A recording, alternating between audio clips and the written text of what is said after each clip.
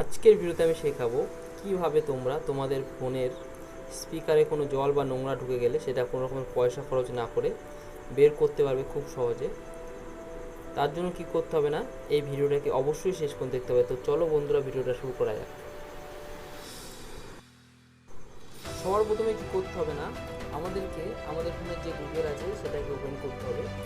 Open করার পর এখানে সার্চ করতে হবে ফিক্স মাই স্পিকার বলে। তো ফিক্স মাই স্পিকার বলে সার্চ করবে। সার্চ করলে দেখো এরকম ইন্টারফেস তোমার সামনে চলে আসবে। তো সবার প্রথমে একটা ওয়েবসাইট আছে ফিক্স মাই স্পিকার বলে, এটাকে অন করবে, মানে এটাকে ক্লিক করবে। দেখো আমি ক্লিক করেছি, তোমরা যারা ক্রোম ব্রাউজার থেকে করতে পারো, অসুবিধা নেই। তো ক্লিক করলে দেখো এরকম ইন্টারফেস চলে আসবে। তো এখানে দেখতেই পাচ্ছ একটা জলের অপশন আছে। তো এরপর কি করবে, জাস্ট এটার উপর একটা ক্লিক করে দেবে, তাহলেই কিন্তু কাজ হবে। ক্লিক করলেই কিন্তু একটা ভাইব্রেশন এর একটা আওয়াজ হবে এবং জোরে শব্দ হবে, যার ফলে তোমার ফোনের স্পিকারে যদি কোনো জল থাকে বা নোংরা থাকে সেটা কিন্তু খুব সহজে বেরিয়ে যাবে।